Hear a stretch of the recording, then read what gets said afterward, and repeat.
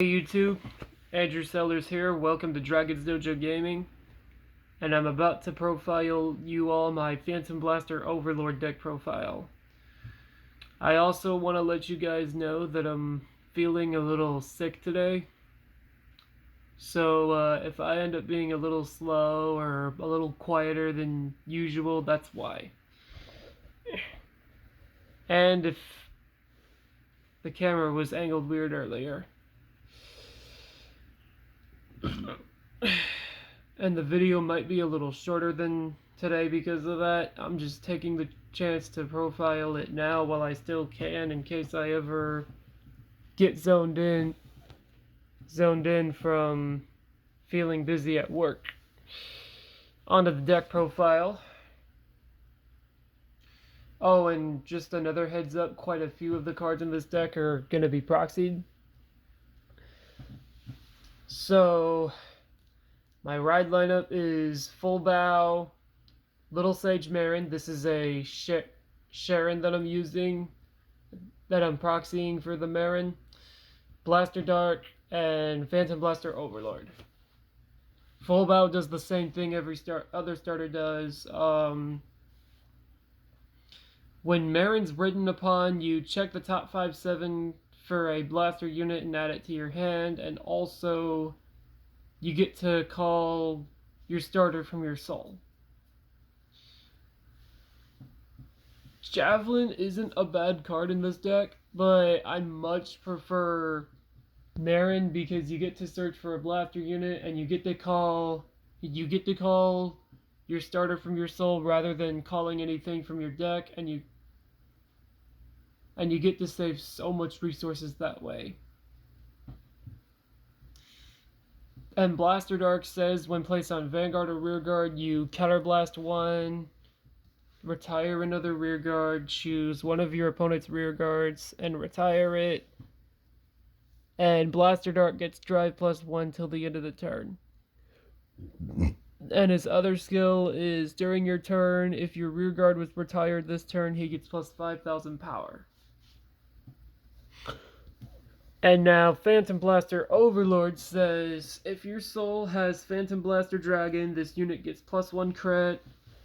And its other skill says, when this unit attacks, retire 2 of your Rearguards, choose a Blaster Dark from your solar drop and call it a Rearguard, and if your opponent's Vanguard is grade 3 or greater, that called unit gets +10,000 power till the end of the turn.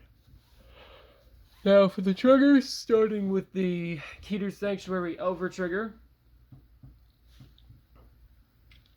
The Keter trigger says, additional effect till the end of the turn. I can also perform drive checks for my Rearguard's attacks. Meaning if I was to swing with a grade 2 Rearguard, I'd get Twin Drive. Or if I was to attack with a grade 3 Rearguard, I'd get Twin Drive from that. Pretty broken, but pretty broken. Still can be survivable, but for the opponent, but overall, pretty damn strong.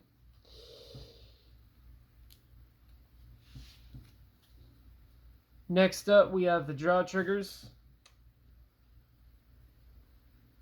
As you can see, I run 4 of them.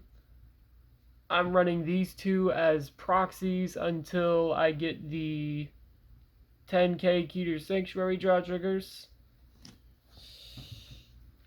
And now 7 crit. Self-explanatory why I have the crits the way I have them in the deck. Next up, 4 heals. 1 copy of this guy, and 3 copies of the vanilla heals. Next up, 4 perfect guards. Self-explanatory why these are in here. 3 Blaster Javelin. He's really just there as a 10k booster. I don't really like this card in the ride line because potentially you can waste triggers from this guy, as I have seen people do quite a bit of times. And unlike with Marin, you can't exactly save your resources with this guy.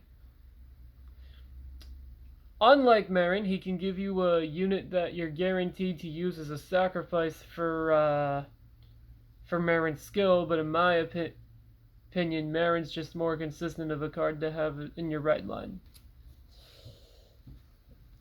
So now 4 copies of Nemain.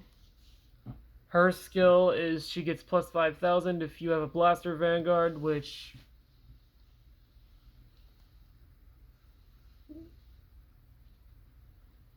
definitely isn't impossible to have in this deck. And her other skill is when she's placed on rearguard, you counterblast 1, put a unit in your soul. Really Phantom Blaster Dragon if you have him, and then draw 2 cards. Next up, 3 Drilling Angel. When he's placed on rearguard, you choose a unit from your drop zone, put it in your soul, and then check the top 3 cards of your deck, and if one of those units you've revealed is the same unit as the one you've sent to your soul, you can call that unit to the rearguard, and then shuffle your deck.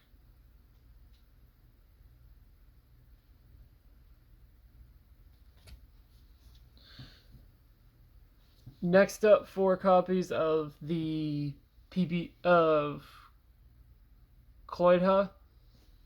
In my opinion, this card is 100% necessary in the deck. Her skill is when this unit would be retired for a Blaster Vanguard's ability, it can be regarded as 2 units for a sacrifice. And her other skill is when she's retired by the ability of your Blaster unit. And if your opponent's Vanguard is grade 3 or higher, you choose a Blaster Dark from your rearguard, and it gets once per turn. When this unit attacks, discard a card from your hand. And this unit performs another drive check till the end of the battle, meaning quite potentially you can give Blaster Dark Twin Drive. And if you pull the OT after resolving Blaster Dark and Kloidha's skills, you can give Blaster Dark Triple Drive, which is honestly kind of busted. I run 1 copy of Blaster Dark in the main deck.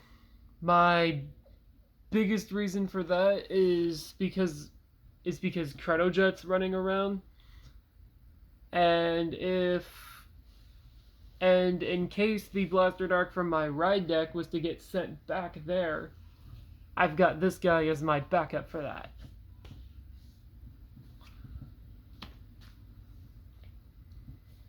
Next up, I run 3 as Ezrod Angel. When she's placed on rearguard, you Soul Blast 1, look at the top card of your deck, and if it's a unit card, you can call it in the same column as her. Or you can just leave it on the top of your deck. Next up, 3 Phantom Blaster Overlord. He's only there to send to your soul for Phantom Blaster Overlord skill. And you've got more than one way to send him to the soul thanks to Drilling Angel and Nemain. And finally, 3 copies of Phantom Blaster Overlord in the main deck.